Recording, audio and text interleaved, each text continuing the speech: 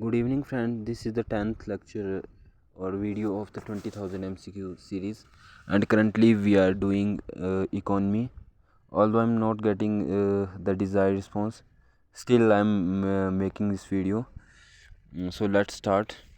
Question number 1 is low productivity of agriculture in India is not caused by. So first question है okay. Low productivity of agriculture in India is not caused by less area under the cultivation. देखो, जो less area under the cultivation है ये कोई parameter नहीं अपने आप में।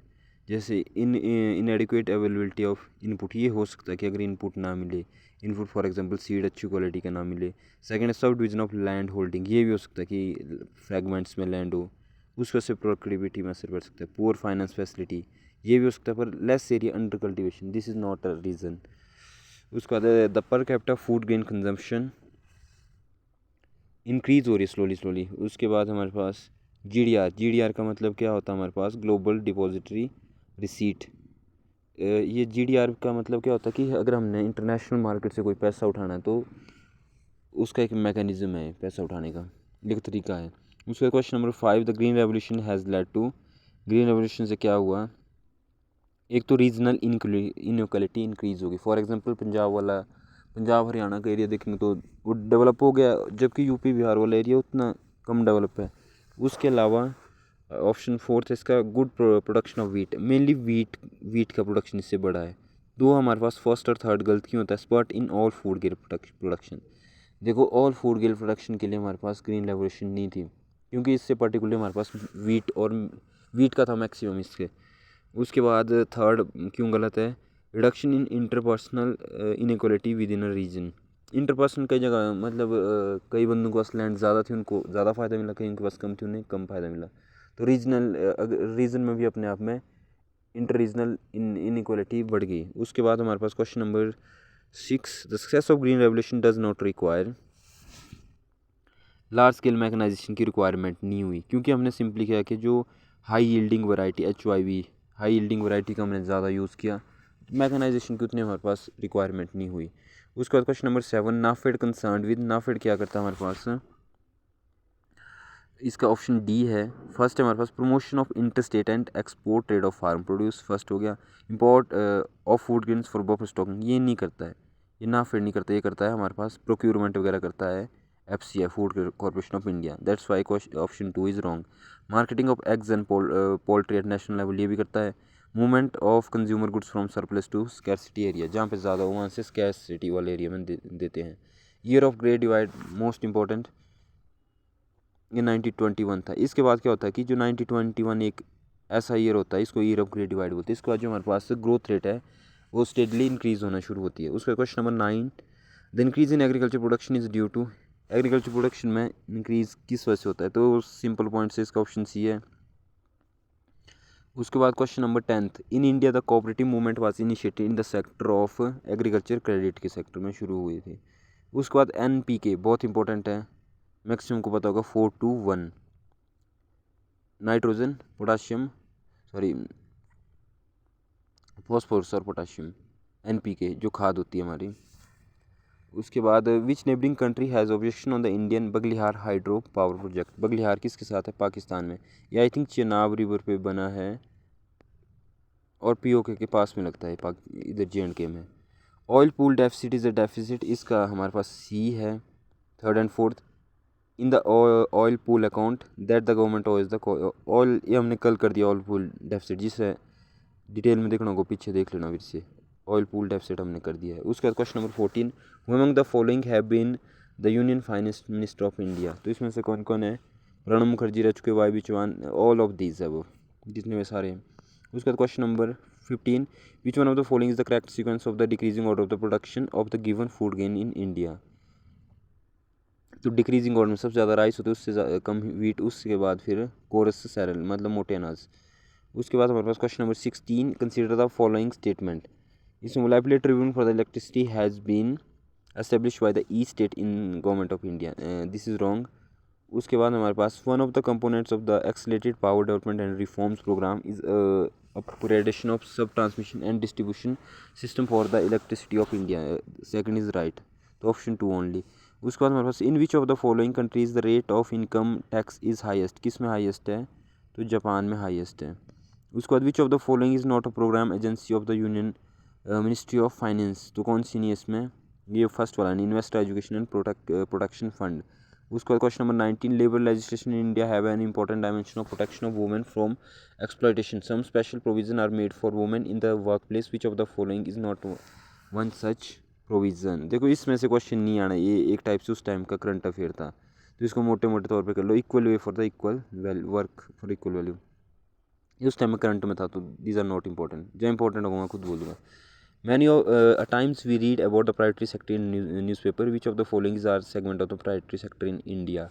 तो इसमें सारे देखो, agriculture, small scale industry, textile industry. Private sector lending क्या होती है, जो बैंक्स होते हैं उनके लिए कुछ एक पर्टिकुलर एरियाज डिसाइडेड किए होते हैं कि आपने जो लोन है मैक्सिमम उसी में डिस्पर्स करने हैं, ताकि जो है गवर्नमेंट मतलब किसी पर्टिकुलर एरिया को फोकस करना है. जैसे फॉर एग्जांपल टेक्सटाइल इंडस्ट्री है, उनको देते हैं, रिन्यूएबल एनर्जी है, तो उससे क्या उस पर्टिकुलर सेक्टर को बढ़ावा मिलेगा. उसका question number 21, ever cleaning of patent is done by, extension लेनी पड़ती पेटेंट की, इसके लिए आपको ट्रिप्स वगैरह का पढ़ना पड़ेगा, पूरा मैकेनिज्म क्या है. Question number 22, in which of the following activities percentage share of cooperative sector is the highest, cooperative sector का परसेंटेज शेयर कहाँ पे है, शुगर प्रोडक्शन में हाईएस्ट है. सेकंड. उसके बाद in India which of the following is regulated by the forward market commission, तो ये हमारे पास commodity future trading. Which of the following is are commodities on which subsidy is given farmers in the poor in India, तो इसके बाद हमारे पास इसका A and B है, फर्टिलाइजर एंड केरोसिन. एलपीजी भी अब देते हैं सब्सिडी में, तो इसमें तीनों होने चाहिए थे. ऑप्शन 5 इसका आंसर ठीक होना चाहिए था. उसके बाद question number 25, a person returning from the abroad can retain, क्या लिखा है यार, can retain foreign currency up to what period, 90 years तक. फॉर एग्जांपल किसी बंदे के पास डॉलर है तो डॉलर को होल्ड कर सकता है 90 दिनों तक. उसके बाद विच one of the following is different from the others from the point of view of ownership, तो इसमें कौन से है ओनरशिप के पॉइंट ऑफ व्यू से कौन से डिफरेंट है, तो LIC की पॉलिसी है.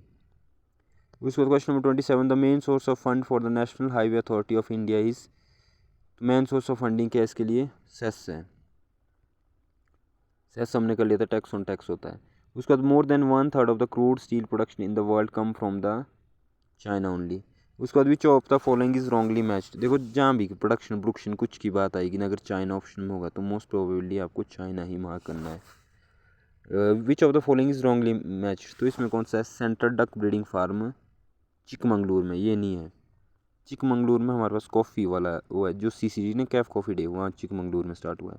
National institute of animal genetics से 1 नंबर के लिए आ सकते हैं. एनिमल जेनेटिक्स का कहाँ पे, करनाल में. Indian institute of sugarcane research Lucknow में.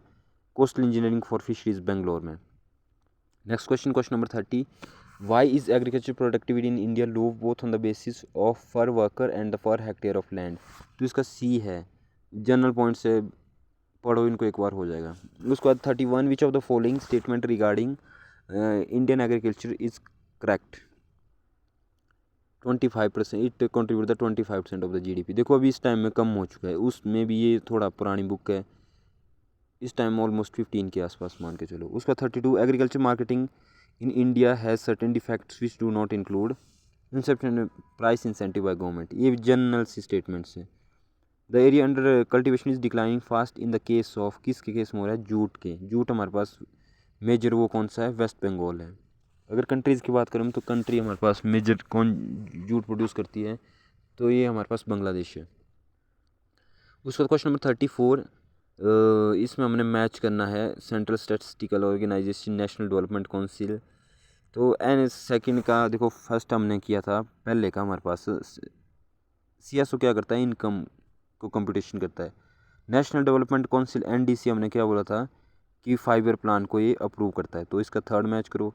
प्लानिंग बोर्ड्स क्या होता है, प्लानिंग बोर्ड होता है decentralisation of planning. For example government आगे दे देगी, छोटे छोटे जो बोर्ड्स उन्होंने बनाए, उन्होंने प्लानिंग बोर्ड कोई टाउन कमेटी टाइप उस टाइप से बनाए होते हैं. तो प्लानिंग को डिसेंट्रलाइजेशन क्या होता है, छोटे लेवल पे ले जाना उस चीज़ को.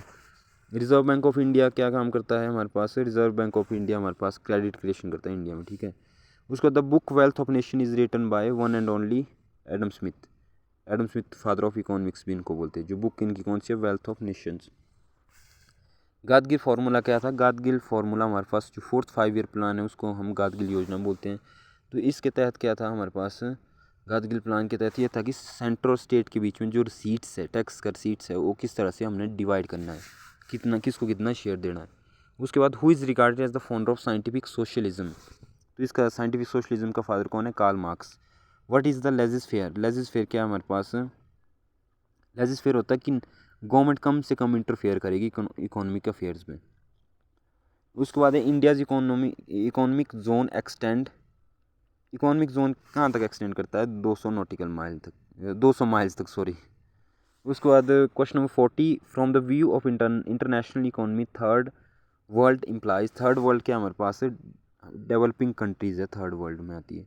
World bank is a body, world bank क्या है जो एड करेगी डेवलपिंग कंट्रीज़ को।